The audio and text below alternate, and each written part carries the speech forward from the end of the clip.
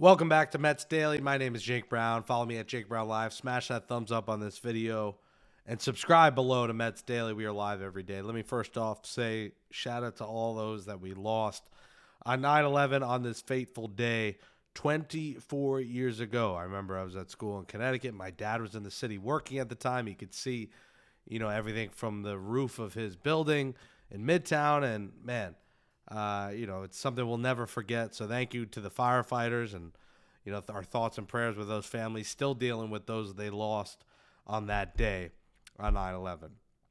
Now, to the Mets. What the Mets are right now are losers. They're a bunch of big, fat losers. This is a team that once was 5.5 games up in first place 3 months ago today. 3 months later, on September 11th, 2025, the New York Mets are 10 games back of the Phillies after getting smoked by the Phillies again on Wednesday night. This team doesn't have heart. They don't look to care in the slightest about what's going on. And it's a goddamn shame. You really saw when Juan Soto hit that meaningless homer to make it, a 9-2 game? I don't know. I left after the eighth. In the eighth inning, I started hitting the exits because it was unbearable to watch last night. I was at the game, watching with Phillies fans and one Mets fan, and I couldn't watch. We had to leave. We had to beat the traffic and leave. It was unbearable. And you really saw when they showed that dugout after Soto hit that meaningless homer, not a single player reacted. And I don't know if that's a Soto thing or it's this whole team in general, but no one reacted. And I know the homer didn't mean anything. It cut a 9-1 game to 9-2. But there wasn't even a cheer. There was this look in their face of, do we really want to play in the postseason?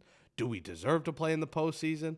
You might have saw Marte go like this a little bit because Marte and Soto are boys. But the rest of those guys did not even react. And that was the tell-all sign to me that Mendoza's lost his team. And the Mets right now are rock bottom. And I keep saying rock bottom, but then the next day it's more rock bottom. And they're a bunch of big fat losers. 27 losers, including the manager, 28. Including Chavez and Barnes, 29-30. Including Mendoza, 30. Including Hefner, 31. It's all losers. Gibbons, 32. Let's go down the line. Richardson, 33. Sarbal, 34. Athletic trainer, 35. Losers. And it's unacceptable how bad this team is playing. And we can keep pointing to the talent they have, but are they talented if they're just going to keep losing? Maybe they're just not talented. And the lead is slipping away. Your lead, the Reds won last night. They are now 2 back. The Mets do not own the tiebreaker over the Reds. So if the Mets and Reds tie when the season is over, the Reds get that spot and the Mets go home. They lead the tiebreaker with the Giants, but not the Reds. Not good for the Mets.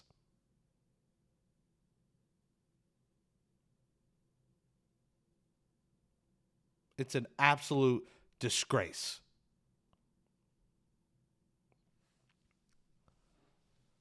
Clay Holmes can't go through 5, so stop putting him out there for the 5th. This team tried to punt games, try to patch together games, and now they're at the finish line here almost, and they're still doing the same exact thing every day.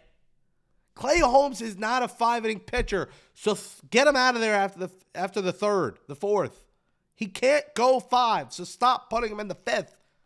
It's like the same thing every 5 or 6 days. We're watching in front of our eyes. And here's the issue. The next guy comes in and they suck too, so they're almost out of options. Stanek, again, terrible last night. Gregory Soto has not been good lately. Helsley, are you shocked? He imploded again. He had one good outing. Hey, implodes. And you start to think about the potential of the Mets not making the playoffs, guys, and you start to think of massive changes. I'm sorry. If this team misses the playoffs, here's my laundry list of items. If they miss the playoffs. Because listen, you were the best team in baseball in June. To now miss the playoffs, someone's got to go. I'm sorry. You can't just say, oh, we'll get them next year with the talent we have and the money we have. Inexcusable with the expectations. Carlos Mendoza must be fired. If you go, Carlos Mendoza must be fired. Another night where he said nothing of note after the game. The robotic thing has to end. There has to be accountability. He's got to call out players now. I'm sorry. The season is about to be over, and I know you want to be liked by the players. You don't want to throw anyone under the bus. Throw all 27 of them under the bus. Say that we suck and this is unacceptable. But again, he says the same line. Put him on a tape recorder. Mendoza's got to go. Barnes, Chavez, sayonara. Hell, I consider even firing Jeremy Hefner. It's got to be a new coaching staff. Pete Alonso, got to go. Sorry. You guys got to stop with the Pete Alonso love fest. He's a good player. The Mets don't need him. They do not need to commit 5 years, $150 million to Pete Alonso because he's the polar bear and he has the most home runs in Mets history, which is a laughable amount at 255. You don't need to pay Pete Alonso for the Mets to have success. Have they had success with him this year? No. Zilch. There's 2 games up for the wild card. Pete Alonso, gonzo. See you later. Jeff McNeil, let him go. 1 year left. Trade him. He's been good this year, I'll admit. But trade him. Now's the time to trade him. He's good enough you can get a piece in return for him. Trade him now. You don't have room for all these infielders. Stop putting Jeff McNeil in center field position that he's not. Stop doing this and this and this and this and this and this. Don't re-sign Pete. Trade Jeff McNeil. That's simple. And right there, you were talking about massive changes. New manager, new coaching staff, new first baseman, new second baseman. You have Juan Soto's contract. Soto, Lindor, Nimmo, there's nothing to say. You're under contract. So those guys are all here. But when we talk about first base, it's time to move on. It's time to move on from the manager, the first baseman, and Jeff McNeil. And I'm sorry, you got to consider a catcher. I know everyone loves Alvarez, and he's the franchise. He's young. You can't give up on him. Can you bring in some catching help? I mean, David Stearns, who's, by the way, not getting fired. He's a second-year's GM. They're not going to do that. But Stearns has got to actually bring in some options and some insurance options. They didn't address catcher. It was Alvarez, Torrens, then what? Hayden Sanger. He was working at Whole Foods. For a team in New York to not address a position as important as catcher, as bad as the Mets did, is unacceptable. For this team to not address that starting pitching and hope that Clay Holmes would work, hope that Frankie Montas was going to work. I mean, we're craving Griffin Canning. That's how down bad we are. So there has to be adjustments to the starting pitching. There has to be catching options brought in here. You know, you need to bring in options that are major leaguers. They didn't do that. There was a lot of talent. It was a top-heavy team. There's a lot of talent in this team. But then you go down the roster and down the depth, you see pitching issues, you see catching issues, you see defensive issues. There's a lot of problems. And if this team misses the playoffs, there has to be massive changes. And those are the changes I would make. And I know people, you're going to get mad at me. I love Pete. Pete this, Pete that. The love fest is over. Pete's got to go. And if he says, I'll come back on a 2-year deal, fine. But if him and Boris, and we know whose agent is, Scott Boras, says 5 years, sayonara, sucker, we'll see you later.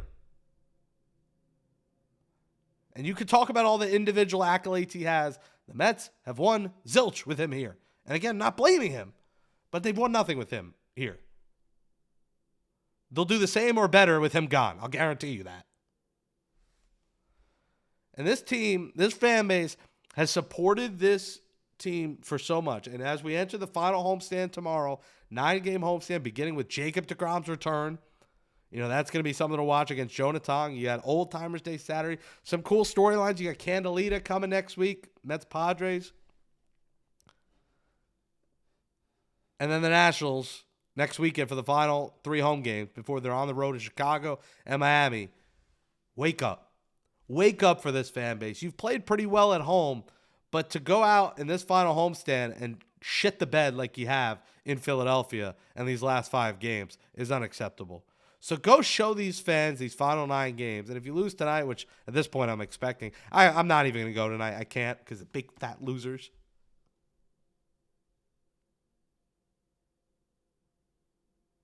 Show the fans that sell out every night, where your record attendance numbers, they committed to support you. You didn't commit to support them. And listen, there's time left. You can get hot in the final homestand, the final 6 road games, go into the playoff hot and shock the world and do the opposite of what you're doing now. But time is ticking, ticking, ticking. Your lead is down to 2. So wake the fuck up. I'm Jake Brown, at Jake Brown Live. Scan this code to become a Mets Daily Insider member. Smash that thumbs up in the video. Let me know in the comments. Are they done? Do you believe? I mean, even the most positive person, I don't know how you could be positive right now. And I'm in the middle. I'm usually pretty positive, but right now they're giving me no reason to be positive. And they just look like they don't care. And when I tweeted like a month ago, this is not a cohesive unit, they don't like each other, and people said, no, look, they're high-fiving. I tried to tell you months ago, and if you didn't listen to me, that's your loss. They don't like each other. It's not a cohesive unit. There are issues in the clubhouse, and those issues might come out in this offseason, or they may never come out. But this is not a close-knit unit. They do not like each other. And when the going gets rough, it gets real rough for this 2025 Mets team. And when you don't like each other, you don't play for each other, you see it out there. And if you're not seeing it out there, the only one that's not is Stevie Wonder. We'll talk to you tomorrow on Mets Daily. Peace.